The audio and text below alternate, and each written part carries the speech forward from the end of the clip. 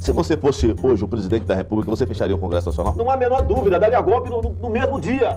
Pois é, pessoal, esse é mais um vídeo da série Presidenciáveis. No vídeo de hoje nós vamos falar dele, Jair Messias Bolsonaro.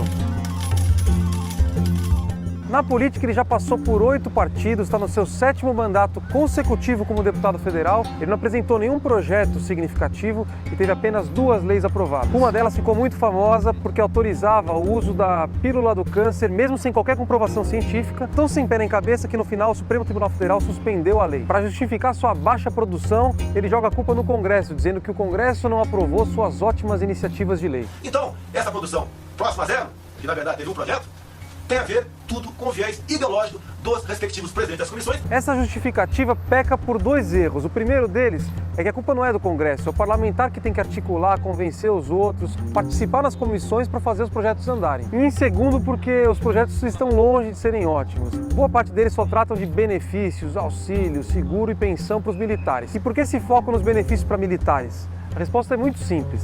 É porque esse sempre foi o curral eleitoral dele.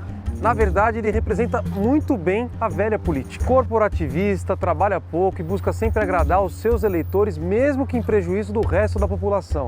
Uma espécie de sindicalista de milico. Olha, e não bastasse tudo isso, ele usou nos últimos 4 anos verba pública para viajar e fazer campanha, nomeou funcionária fantasma e embolsou mais de R$700 mil de auxílio moradia, mesmo tendo apartamento em Brasília. Esse dinheiro do auxílio moradia eu usava para comer gente. Tá satisfeito agora ou não? Não vem me falar que ele é ético. Agora que você já conhece a história dele, vamos analisar o perfil ideológico dele com base no que ele pensa nos costumes e na economia. Na economia, Bolsonaro sempre foi um intervencionista. Sempre defendeu estatais, regulação forte e por aí vai. Ué, mas o Bolsonaro não é um liberal?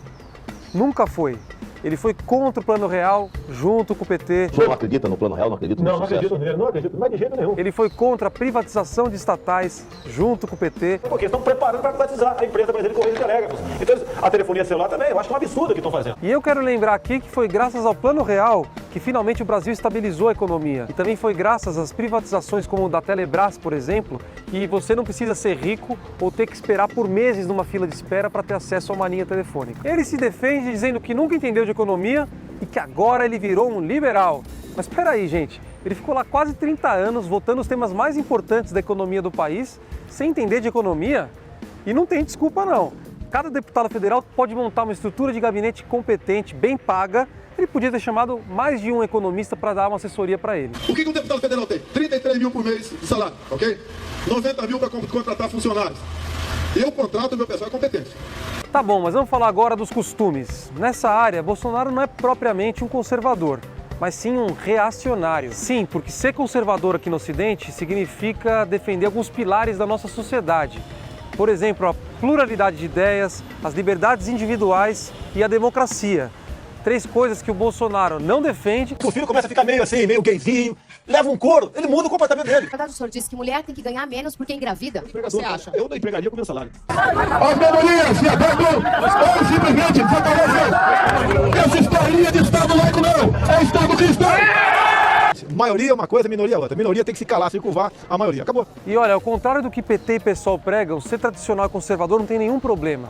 O problema é você não respeitar a diferença, não combater o preconceito. Minorias podem e devem ser protegidas pela maioria.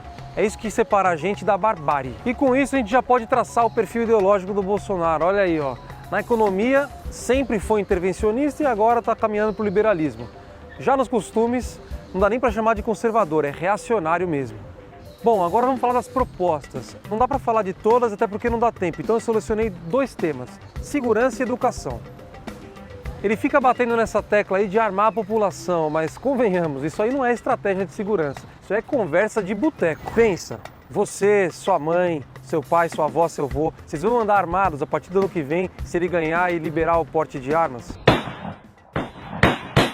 Não, né? E pensa comigo, se grande parte dos homicídios hoje são causados por motivos fúteis, imagina se todo mundo estiver armado. Ou seja, achar que revogar o Estatuto do Desarmamento vai reduzir a criminalidade é muito despreparo ou desonestidade mesmo. Para combater a criminalidade é preciso ter estratégia e inteligência. Mas vamos combinar que o Bolsonaro não tem nenhuma coisa nem outra. E educação? Qual que é a proposta do Bolsonaro?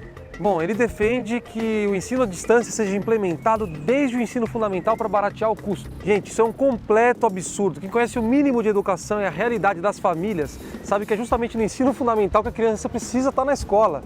Se possível, até no ensino integral. A outra grande proposta dele também não fica atrás. Ele quer construir um colégio militar em cada capital do Brasil. Vamos lá, nada contra a escola militar, mas hoje a gente tem 11 escolas militares, são 26 estados mais o Distrito Federal, faltariam construir 16. Só que no Brasil são 185 mil escolas. Então qual é o impacto dessa grande política educacional que o Bolsonaro quer fazer? Nenhum. Bom, e para concluir, a gente já percebeu aí que o Jair não tem proposta. Ele conquista o eleitorado com seu discurso raivoso contra o PT e contra tudo que está aí. Quando a gente vai analisar a fundo, a gente percebe que ele sempre votou fechadinho com o PT, nunca apresentou nada para a segurança pública. E esse lance aí do politicamente incorreto tem um limite. E esse limite é justamente o exemplo que a gente tem que dar para os outros. E você não vai querer que as crianças aprendam que tem que desrespeitar e discriminar quem pensa diferente. É isso, politicamente correto é para a gente respeitar a diferença. Gente, o Brasil está polarizado. Se põe no meu lugar, eu sou candidato a deputado federal. Para mim era muito melhor não falar de ninguém que está liderando, mas eu prefiro falar o que eu penso, ser transparente com vocês. E eu acredito que o Brasil pode e merece mais do que PT e Jair Bolsonaro. É para isso que serve o primeiro turno. Então, se você concorda comigo, compartilhe esse vídeo, me segue nas redes sociais e para deputado federal é Caio 4011. E pode esperar que eu vou falar do PT também na próxima semana. Isso só vai mudar, infelizmente, quando um dia nós partimos para uma guerra civil aqui dentro. Né? Só E fazendo um trabalho que o regime militar não fez, matando os 30 mil. Começando com o FHC, não deixar cá fora não, matando. Se vai morrer alguns inocentes, tudo bem, tudo quanto é guerra morre inocente.